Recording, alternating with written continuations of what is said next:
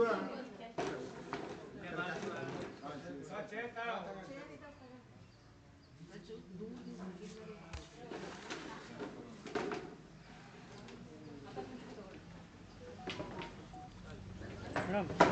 ಇದರಲ್ಲಿ ಆಗ್ತದೆ ಬಿಡಿ, ಕ್ಯಾಮ್ರಾ ರೆಕಾರ್ಡ್ ಆಗ್ತದೆ. ಆದರೆ ರೆಕಾರ್ಡ್ ಮಾಡ್ಕೋಬಾಯಿ ಅದೇ ಇದಾಗ್ತದೆ, ಕೊಟ್ಟಿದ್ದೀನಲ್ಲ ಕಾಣಿಸ್ತಿದ್ದಾರೆ ಅಷ್ಟನ್ನು.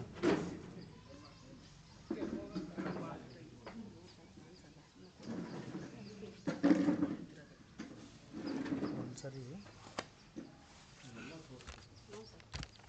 ಅಷ್ಟೇ. ಫೋಕಸ್.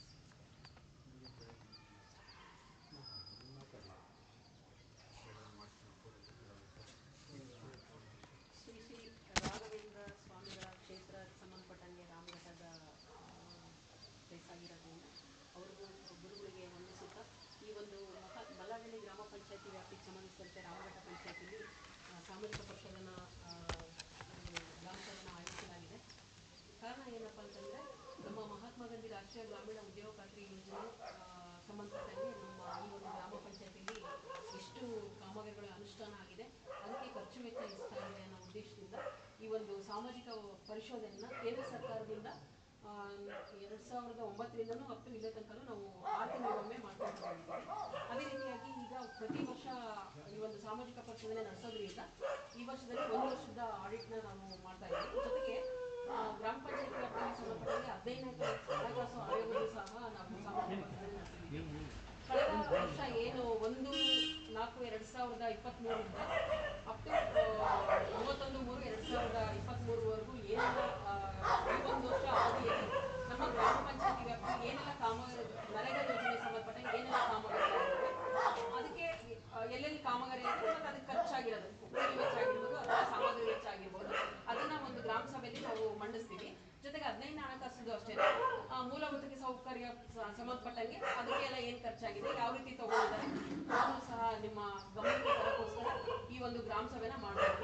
ಗ್ರಾಮ ಸಭೆ ಮುಖ್ಯ ಉದ್ದೇಶ ಏನು ಅಂತಂದ್ರೆ ಅಲ್ಲಿ ಏನೇ ಒಂದು ಸರ್ಕಾರದಿಂದ ಒಂದು ಅನುದಾನ ಬರುತ್ತೆ ಅಂದ್ರೆ ಅಲ್ಲಿ ಪಾರದರ್ಶಕತೆ ಮತ್ತೆ ಉತ್ತರದಾಯಿತ್ವ ಇರಬೇಕು ಅನ್ನೋ ಉದ್ದೇಶಕ್ಕೋಸ್ಕರ ಈ ಒಂದು ಗ್ರಾಮ ಸಭೆನ 6 ತಿಂಗಳಿಗೊಮ್ಮೆ ಅಥವಾ 1 ವರ್ಷದ್ದು ಇವಾಗ ಮಾಡ್ತಿರೋದ್ರಿಂದ ವರ್ಷಕ್ಕೊಮ್ಮೆ ಈಗ ಆಯೋಜಿಸಿ ಮಾಡ್ತಾ ಇರೋದು. ಮೊದಲನೇದಾಗಿ ಈಗ ನಮ್ಮ ಮಹಾತ್ಮ ಗಾಂಧಿ ನರೇಗಾ ಯೋಜನೆ ಬಗ್ಗೆ ಇಲ್ಲಿ ಕೆಲವರಿಗೆ ಗೊತ್ತಿರ್ಬೋದು, ಕೆಲವರಿಗೆ ಅದು ಉದ್ದೇಶ ಕೆಲವರಿಗೆ ಗೊತ್ತಿಲ್ಲ. ಹಾಗಾಗಿ 1-2 ಮಾತಲ್ಲಿ ಅದನ್ನು ಏನು ಯಾವ ಥರ ಬಂತು, ಯಾಕೆ ಬಂತು, ಹೇಗೆ ಬಂತು ಅಂತ ಹೇಳಿ ತಮ್ಮ ಗಮನಕ್ಕೆ ಹೇಳಕ್ಕೆ ಇಷ್ಟಪಡ್ತೀನಿ. ಮೊದಲನೇದಾಗಿ ಮಹಾತ್ಮ ಗಾಂಧಿ ರಾಷ್ಟ್ರೀಯ ಗ್ರಾಮೀಣ ಉದ್ಯೋಗ ಖಾತ್ರಿ ಯೋಜನೆ ಬಂದಿರೋದು 2005-6ನೇ ಸಾಲಲ್ಲಿ ಬಂತು. ಅವಾಗ ತಮ್ಗೆಲ್ರಿಗೂ ಗೊತ್ತಿರೋಂಗೆ, ಹಿರಿಯರಿಗೆಲ್ಲ ಗೊತ್ತಿರೋಗೆ ಅವಾಗ ಬರಗಾಲ, ಹೆಚ್ಚು ಬರಗಾಲ ಇತ್ತು. ಆ ಬರಗಾಲದಲ್ಲಿ ಜನ ಏನು ಗ್ರಾಮೀಣ ಪ್ರದೇಶದಿಂದ ನಗರ ಪ್ರದೇಶಗಳಿಗೆ ವಲಸೆ ಹೋಗ್ತಾ ಇದ್ರು. ಆ ವಲಸೆ ಹೋಗೋದು ತಪ್ಪಿಸಕ್ಕೊಂದು ಉದ್ದೇಶಕ್ಕೋಸ್ಕರ ಈ ಒಂದು ಕೇಂದ್ರ ಸರ್ಕಾರದಿಂದ ಈ ಯೋಜನೆ ಮಾಡಿದ್ದಾರೆ. ಗ್ರಾಮೀಣ ಪ್ರದೇಶದಲ್ಲಿ ವಾಸ ಮಾಡುವಂಥ ಪ್ರತಿಯೊಂದು ಕುಟುಂಬಕ್ಕೆ ಒಂದು 100 ದಿನಗಳ ಕಾಲ ಒಂದು ಉದ್ಯೋಗ ಒದಗಿಸಿದ್ರೆ ಅವರಿಗೆ ಆರ್ಥಿಕ ಮಟ್ಟ ಸುಧಾರಣೆ ಆಗುತ್ತೆ. ಹಾಗೆಯೇ ಒಂದು ಗ್ರಾಮ ಪಂಚಾಯತಿಯಿಂದ ಏನು ನಮ್ಮ ಇಲಾಖೆಗಳು ಏನಿದ್ದಾವೆ, ಗ್ರಾಮ ಪಂಚಾಯತಿ, TP ಮತ್ತು ZP ಆಗಿರ್ಬೋದು, ಈ ಒಂದು ಸಂಸ್ಥೆಗಳು ಏನಿದ್ದಾವೆ ಆ ಸಂಸ್ಥೆಯಿಂದ ಮಾಡೋಂಥ ಅನುಷ್ಠಾನಗೊಳ್ಳುವಂಥ ಕಾಮಗಾರಿಗಳು ಅಭಿವೃದ್ಧಿ ಅಂದರೆ ಅಲ್ಲಿ ಒಂದು ಗ್ರಾಮಗಳ ಅಭಿವೃದ್ಧಿ ಆಗುತ್ತೆ ಒಂದು ಉದ್ದೇಶ ಇಟ್ಕೊಂಡು ಸರ್ಕಾರ ಗ್ರಾಮೀಣ ಪ್ರದೇಶದಲ್ಲಿ ವಾಸ ಮಾಡುವಂಥ ಪ್ರತಿಯೊಂದು ಕುಟುಂಬಕ್ಕೂ 100 ದಿವಸ ಕೆಲಸ ಒದಗಿಸಬೇಕು, ಹಾಗೆ ಆಸ್ತಿಗಳನ್ನ ಸೃಜನೆ ಮಾಡಬೇಕು ಅನ್ನೋದು ಮುಖ್ಯ ಉದ್ದೇಶ ಆಗಿದೆ ನಮ್ಮ ನರೇಗಾ ಯೋಜನೆದು. ಹಾಗಾಗಿ ಇದರಲ್ಲಿ APL ಅಂತ BPL ಅಂತ ಏನಿರೋದಿಲ್ಲ.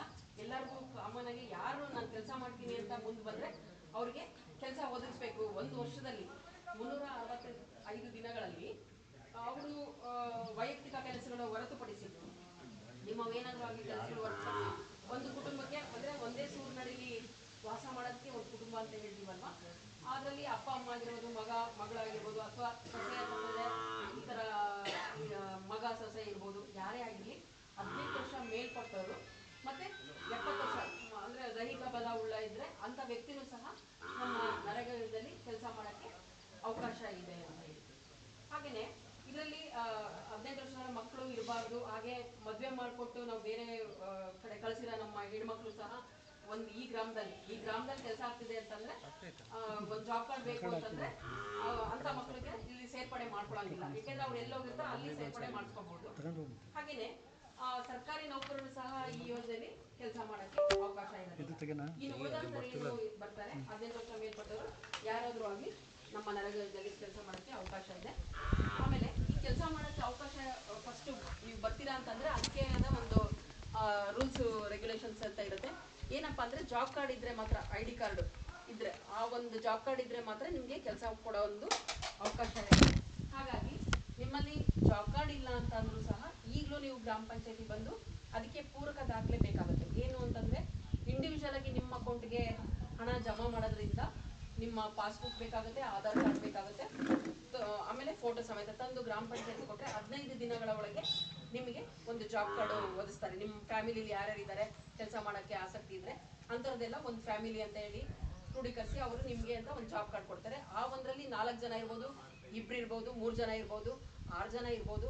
ಆ ಒಂದು ಕುಟುಂಬಕ್ಕೆ 100 ದಿವಸ ಕೆಲಸ ಕೊಡುವಂಥದ್ದು ನಮ್ಮ ಪಂಚಾಯತಿ ವತಿಯಿಂದ ಅವಕಾಶ ಇರುತ್ತೆ.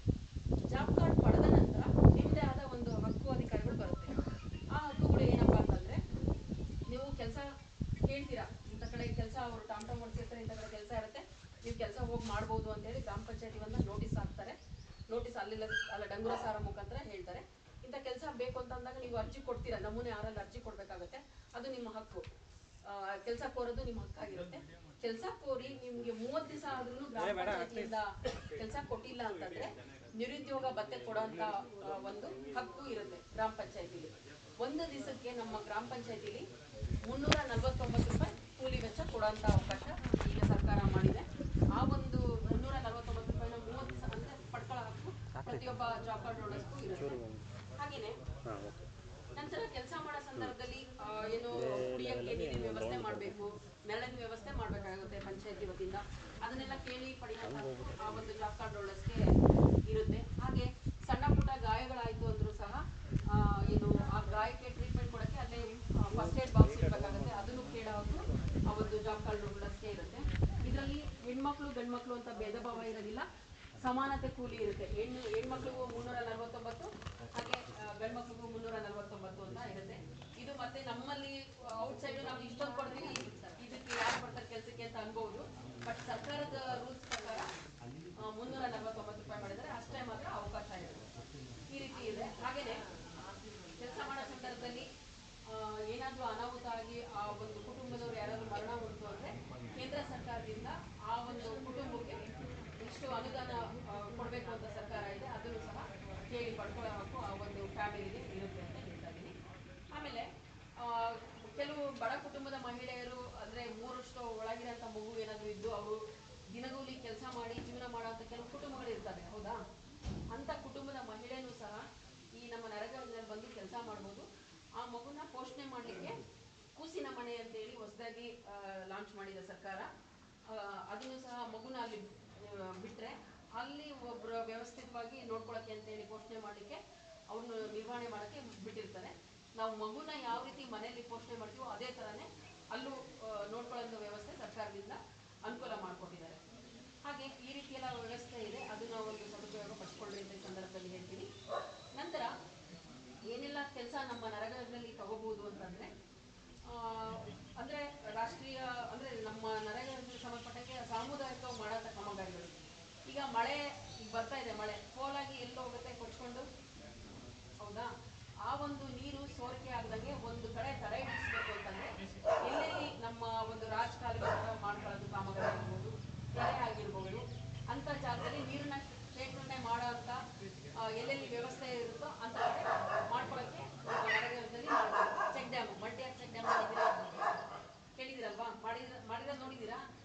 ಆ ಥರ ಮಲ್ಟಿಆರ್ ಚೆಕ್ ಡ್ಯಾಮ್ ಆಗಿರ್ಬೋದು, ಆಮೇಲೆ ಗೋಕಟ್ಟೆ ಆಗಿರ್ಬೋದು, ಮಳೆ ನೀರು ಕೊಯ್ಲು ಆಗಿರ್ಬೋದು, ಈ ರೀತಿಯೆಲ್ಲ ಕಾಮಗಾರಿಗಳನ್ನ ಕೈಗೆತ್ಕೊಂಡು ಮಳೆ ನೀರನ್ನ ಶೇಖರಣೆ ಮಾಡೋಂಥ ವ್ಯವಸ್ಥೆ ನಮ್ಮ ನರೇಗಾದಲ್ಲಿ ಅವಕಾಶ ಕೊಟ್ಟಿದೆ ಸರ್ಕಾರ, ಅದನ್ನು ಸದುಪಯೋಗ ಪಡ್ಕೊಳ್ಬೋದು.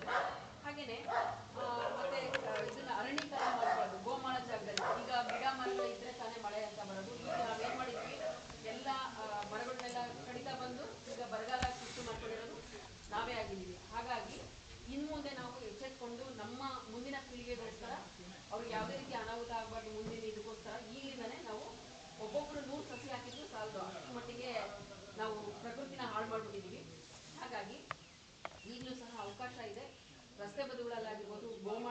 ಆಗಿರ್ಬೋದು ಇಂಥ ಮತ್ತು ಶಾಲಾ ಆವರಣ ಆಗಿರ್ಬೋದು ಮತ್ತು ಅಂಗನವಾಡಿ ಎಲ್ಲ ಎಲ್ಲೆಲ್ಲಿ ನಮ್ಮ ಗೌರ್ಮೆಂಟ್ ಜಾಗ ಇದೆಯೋ